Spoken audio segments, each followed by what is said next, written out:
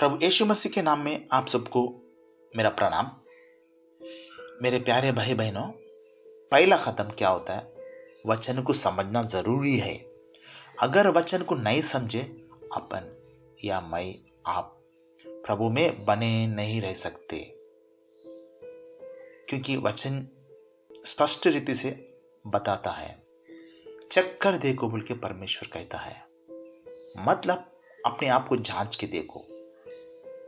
माता पिता का आदर करो। ये जो वचन खासकर नया नया शादी किया वो महिला लोगों के लिए है, वो स्त्री लोगों के लिए है, और जो शादी करने वाले हैं उनके लिए भी है। आप कभी भी हो प्रभु में है, वचन में जी रहे, मगर भ्रम में मत रहो। मैं हर संडे चर्च जा रहा हूँ, प्रार्थना कर रहा हूँ, प्रभु मेरे को सहायता कर रहा, ये कर रहा, वो ठीक है, बट वैसा है बोल के भ्रम में मत रहो। वो सचमुच में वचन में है। हर दिन आप बपतिस्मा लिए जब क्या प्रॉमिस कर लिए, क्या प्रॉमिस किया, वो याद करो हर दिन। क्या उस तरह है कि नहीं? प्रभु का वचन कहता है विश्वास करो, विश्वास ही आपको चंगा देगा।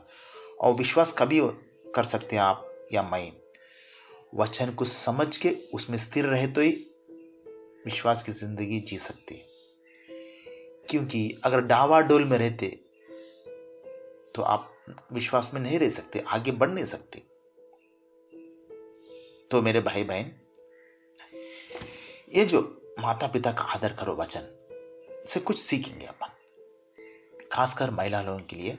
ये किस तरह प्रभु में आगे बढ़ना चाहिए, अनंतकाल जीवन के का वारिस किस तरह बन सकते हैं आप शादी करने से पहले जहां से भी रिश्ता आया, जो भी लड़का है जिसकी भी शादी करना चाहते हो, पहला वो क्लियर कर लो आप सचमुच प्रभु का ओर से प्रभु परमिट कर रहा है, प्रभु आपके जीवन में किस तरह का पति दे रहा है, आप किस तरह उसको ओबे करके जाना चाहिए। प्रार्थना में आप जवाब पाए तक प्रेयर करो, और प्रेयर में जवाब मिले तक प्रेयर करो, और शांति समाधान आप उस रिश्ते से आपको लगता है होता है तो जांच पड़ताल के बाद आगे रिश्ता बढ़ाओ, शादी करो। और शादी करे बाद आप शांति बनाए रखो उस ससुराल में, क्योंकि जिस तरह आप जीवन बिताए आपके मायके में, उसी तरह जीवन बिताएंगे बोलो तो उधर नहीं हो सकता।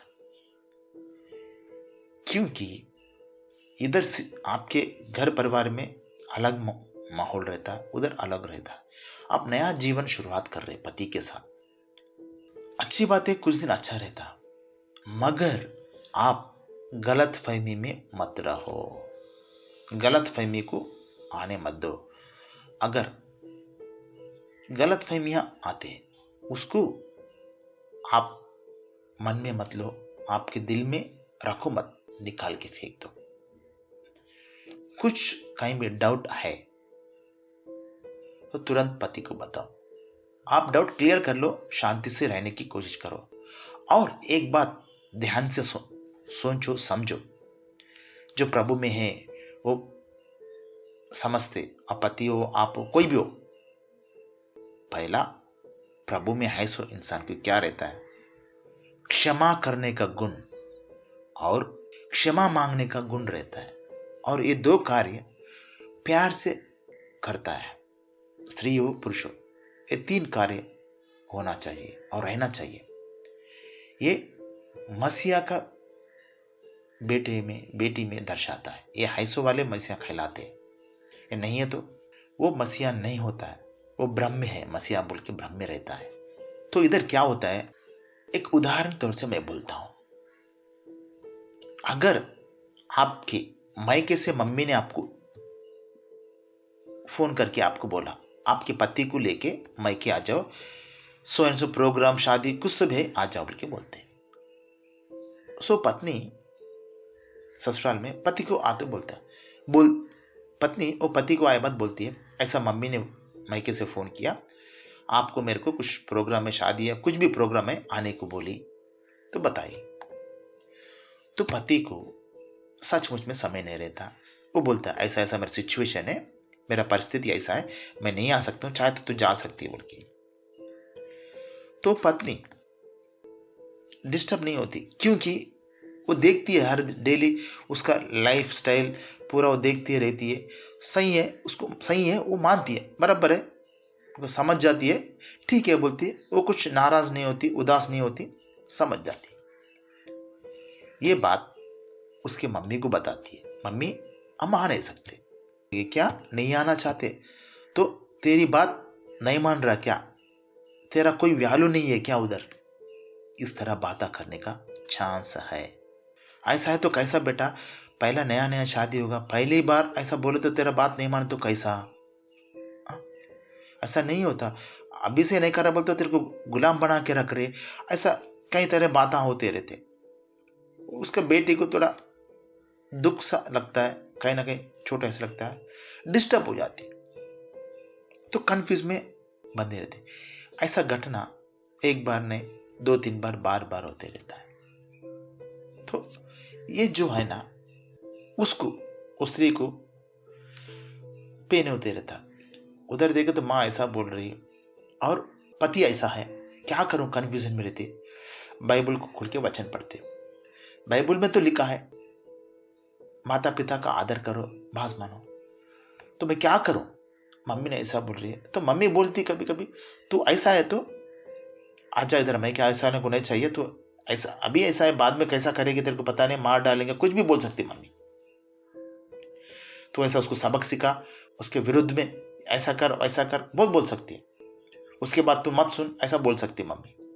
क्योंकि माँ जो है उधर अड़ोस पड़ोस के सिचुएशन, उसके दूसरे घरों को देख के वो थाट से वो बोल सकती है ऐसा। मगर आप जो पति के पास है, ससुराल में है, आप सब सिचुएशन सबको देखते हुए समझ सकती है। मगर ये आप गलत फहमी में क्या समझते, वचन में लिखा है माता पिता का आदर करो, तो माता पिता का बात मानना चाहिए बोल के माता पिता का बात मानते तो घर बिगड़ जाता आपका। तो उसमें माता पिता का मानने की जरूरत नहीं है, इस विषय में बिल्कुल नहीं है। आप देखो, रूत को देखो, रूत उसके सास को बोलती है, वो किस तरह बोलती है, उसको मालूम है उधर कुछ नहीं है, फिर भी रूत ने उसके सास को बोलती है, उसके सास के साथ चलने के लिए रेडी होती है। मगर परमेश्वर उसको छोड़ा, तुरंत उसके जीवन में कार्य नहीं किया। कुछ दिन के बाद, कुछ दिन बीतने के बाद परमेश्वर उसके जीवन में कार्य किया। मेरे प्यारे बहन, आप वचन को समझने की कोशिश करो, क्योंकि वो वचन जो है ना, आपके लिए नहीं होता, स्त्री के लिए नहीं होता। माता पिता का आदर करो, पुरुष के लिए। स्त्री के लिए शादी हो तक माता पिता का आदर करो, उसका बात मानो। एक बार शादी हो गया स्त्री को, पति ही उसका सब कुछ है। स्त्री शरीर है तो पति सर है। और एक बात पौलुस ने पहला तिमोथी में 5वां अध्याय में 4 वचन में अच्छी तरह बोलता है, वो एक बार पढ़ लो, आप देख लो, क्योंकि वचन समझना जरूरी है। अगर वचन को गलत समझे तो आप नष्ट होते, प्रभु को खो जाते अपने आप में। और ये बात ध्यान रखो बहन, हमेशा बहनी ने, भाई कोई भी हो, किसी को भी ब्लेम नहीं करने का। ब्लेम करने वाला लूसीफर है। प्राइड से ब्लेम करते, वो प्राइड आने नहीं देना। क्योंकि उत्पत्ति में आदम ने ब्लेम किया हव्वा के ऊपर, क्या हो गया आप जानते हो। ब्लेम नहीं करना और अपने आप में कोसने का नहीं। जोब ने कौन सा आप करने का नहीं। और आप जो बाड़ी है वो परमेश्वर का मंदिर है बोल के वचन बोलता है, उस तरह वचन बोल आपको बताता है, आपको मेरे को। तो अपन किस तरह, किस वजह से अपने आप को कोसते, ये कोसने का नहीं, प्रभु में आगे बढ़ने का, प्रभु की ओर देखने का। अगर ससुराल में कुछ समस्या है, कुछ भी हो, पहला परमेश्वर के सम्मुख आओ। क्योंकि आप जो शादी करते हैं ना, वो शादी के जब आप लोग वाचा बांधे हुए, प्रॉमिस किया, वो प्रॉमिस को हमेशा याद रखो, भूलो मत। आप एक मॉडल के ओर से जीना चाहिए। रूथ ना एक मॉडल के ओर से जी, उसलिए तो पवित्र शास्त्र में उसका नाम लिखा गया है। और आजकल के जीवन में क्या हो रहा है, ये गलत फहमियां जो है ना, गलत फहमियां से बहुत सारे घर बर्बाद हो जा रहे। और ये वचन की बात है, माता पिता का आदर करो।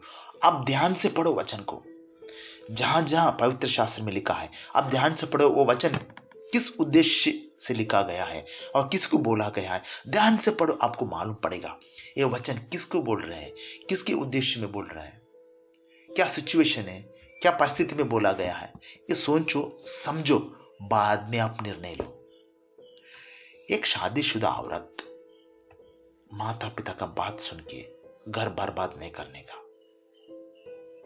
माता पिता अब छोड़ दो, माता पिता है, अगर आप ऐसा लगता है कुछ वैसा बहुत अनहोनी घटना घटने वाली ऐसा, तो उनको आओ बोलो, ससुराल आके प्रॉब्लम सॉर्ट आउट करने को बोलो प्रभु के वचन के अनुसार। मगर आप ससुराल से मायके मत जाओ रिश्ता तोड़ के, वो शाप है, पाप है, वो वचन के विरुद्ध है। अब सोचो समझो, अगर सपोज आप कुछ गलत फहमियां से मम्मी ने कहा ससुराल छोड़ के आ जाओ, देख लेंगे, केस करेंगे, कुछ भी करेंगे बोल के आ जाते। अगर वैसा गए आप किया तो मायके के पास गए, आपके पास पति ससुराल को आपको दूरी बढ़ जाते रहता है, क्योंकि आपको आपका मिस्टेक उनका मिस्टेक मालूम पड़ता है। फिर जाके कॉम्प्रोमाइज होने के लिए आपको हिम्मत नहीं रहता है,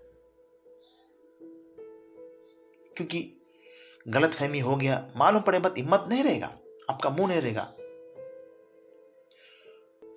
तब परिस्थिति अलग हो जाता है। मगर सचमुच में प्रभु में है तो उधर ही बन के रहो, प्रभु में जियो। अगर इन केस आप मायके आगे ससुराल को छोड़ के कुछ अनहोनी घटना घट गई आपके साथ, किसके साथ, परमेश्वर को क्या मुंह दिखाओगे, आत्मा को किस तरह बचाओगे आप। सोचो समझो, जो गलतियां करता है उसको सजा मिलता है वो ठीक है, जो गलतियां नहीं करता फिर भी उसको सजा मिल रहा और उसको दिक्कतें तकलीफ आ रहे, तो वो आनंद मनाने का प्रभु में, क्योंकि वचन कहता है। तो अब ससुराल में आपको गलतियां नहीं है तो भी आपको कोसा जा रहा है, डांटा जा रहा है, कोई मार रहा है, तो सहन करो प्रभु के नाम में। प्रभु आपको आशीष करने वाला है, उठाने वाला है। ससुराल छोड़ के मत आओ। ससुराल छोड़ के आना बोल तो प्रभु को छोड़ के आप दुनियादारी में आ रहे, लूसीफर के घर पे आ रहे। क्या नरक में जाना चाहते हो आप शादी से पहले किस तरह प्रभु से वाचा बांधा और किस तरह जीवन बिता रहे और किस तरह जीना चाहते हो, वो तय करो शादी से पहले। शादी के बाद पीछे मुड़ के नहीं देखने का। जो कुछ भी हो प्रभु को सौंप दिए तो प्रभु को सौंप दो पूरा, आपका बोझ पूरा प्रभु पे डाल दो, वो देख लेगा। आप बोलते प्रभु पे डाला बोझ बोल के, हाँ, सुबह का प्रार्थना में प्रभु पे डाल दिया और दोपहर तक 2-3 बार वो बोझ से और उठा लेते, ये गलत है ना। उसलिए तो प्रभु दुखित होता है, क्योंकि ये मेरे बच्चे उनका बोझ मेरे पर डालो बोल तो डाल रहे फिर ले ले रहे बोल के, ऐसा मत करो। प्रभु पे डालो बोल तो उसको दोबारा याद मत करो। हर गलती को क्षमा करते जाओ और क्षमा मांगते जाओ। क्षमा इसलिए मांगो, आपसे गलती होगी तो क्षमा मांगो, और दूसरे आपके साथ गलत करे तो उनको क्षमा करो प्यार से। ये प्रभु का प्यार है, परमेश्वर प्यार को दर्शाता है। आप प्यार से बढ़ने रहो। आपको देख के आपके अड़ोस पड़ोस, अब घर वाले सब प्रभु में बलवंत हो सकते हैं। वो आपके पास चांस है, केवल महिला के पास वो चांस है। एक बार मायके छोड़ के आ गए तो मायके पीछे पड़ के मत दो, बात अच्छी तरह करो। आप देखो रिबका को, देखो अब्राहम ने उसके इसहाक के लिए भेजे तो बहू के लिए भेजे तो वो रिबका क्या बोलती है स्टार्टिंग में, वो याद करो। ऐसा बहुत सारा बाइबल में रेफरेंस है। आजकल के दौर में मैरिज मैट्रिमोनी जो है ना वेबसाइट्स, उसमें देखिएगा तो बहुत सारा क्रिश्चियन लोग का डिवोर्स केसेस ऐसा बहुत सारा है। क्यों? क्योंकि वचन को समझ नहीं पा रहे लोग। ये दुनियादारी में जा रही है। दुनियादारी में कितने दिन रहते? शादी हो गए बाद कुछ दिन हस्बैंड के साथ रहते ससुराल में, और कुछ मेल मिलाप नहीं हो तो मायके के पास कुछ कम लगा, बहुत है हम आराम से रहते हैं बोल के आ जाते। तो आप किसको सिलेक्शन कर रहे, किसको चूज कर रहे आप? प्रभु को छोड़ के नरक को चूज कर रहे आप? शादी करने से पहले सोचना चाहिए। वचन समझो। ये जो वचन है, माता पिता का आदर करो, पुरुषों के लिए है। वचन को अच्छी तरह पढ़ो, समझो, प्रभु से दुआ करो, प्रभु वचन समझने की सामर्थ्य दो, क्योंकि आपका साक्षी बन के जीने की शक्ति दो बोल के प्रभु से पूछो, तब वचन की समझ परमेश्वर आपको देगा। मगर गलत फहमी में मत रहो। आपको कंफ्यूजन है जीवन में, तो तुरंत वो कंफ्यूजन को दूर करो। परमेश्वर खुद बोला तोमा को, तोमा डाउट में मत रहो। इसी तरह बपतिस्मा देते सो जॉन, यूहन्ना ने पहला प्रभु का साक्षी दिया, बाद में डाउट से पूछा 2-3 बार। मेरे प्यारे बहन, आप प्रभु में बने रहने की कोशिश करो, अनंत काल में जाने की अपेक्षा रखो। ये छोटी मोटी घटना के लिए ध्यान मत दो, प्रभु में बने रहने की कोशिश करो। आपका बेस्ट दो ससुराल में, जो भी उस ससुराल में बेस्ट दो, वो बदल जाए। अगर सच नाम की आवाज से मसीहा है वो लोग, आपको देख के वो लोग बदल जाना चाहिए। आपका प्रेम, आपका काम उस तरह करो, जिस तरह माँ को पिता को घर में देखते उनको ऐसा प्यार करते, वैसा उसी तरह प्यार वो दुगना इधर करो। परमेश्वर आपके साथ रह के वो कार्य करेगा, आपको ऊंचा उठाएगा। और बाइबल में देखे तो बहुत सारा ऐसा रेफरेंसेस है, मगर जो है मसीहा कहलाते हो, तो मसीहा का प्रेम और क्षमा करने का, क्षमा मांगने का, ये 3 चीज जरूरी है। और किसी को कोसने का नहीं, कोई भी हो अपने आप को भी कोसने का नहीं। आशा रखो प्रभु में, धीरज रखो प्रभु के वचन में, और प्रभु में बने रहो। सुबह उठते और रात में प्रार्थना में बने रहो। यही आपको बल देगा, सामर्थ्य देगा, शांति देगा। अगर शांति खो गए तो आप लूसीफर के हाथ में गए। शांति से रहने का, शांति कायम रखने का। और शांति को भूल गए तो आप गए काम से। शांति को कभी नहीं भूलने का, शांति अपने पास रखो। और आपको डिस्टर्बेंस, कंफ्यूजन में क्लियर कर लो, इमीडिएट क्लियर कर लो। जो भी हो डेर करके क्लियर करो। अरे पति क्या बोलता है, सास क्या, वैसा कुछ मत बोलो। डायरेक्ट उनको ब्लेम मत करो, क्लियर कर लो।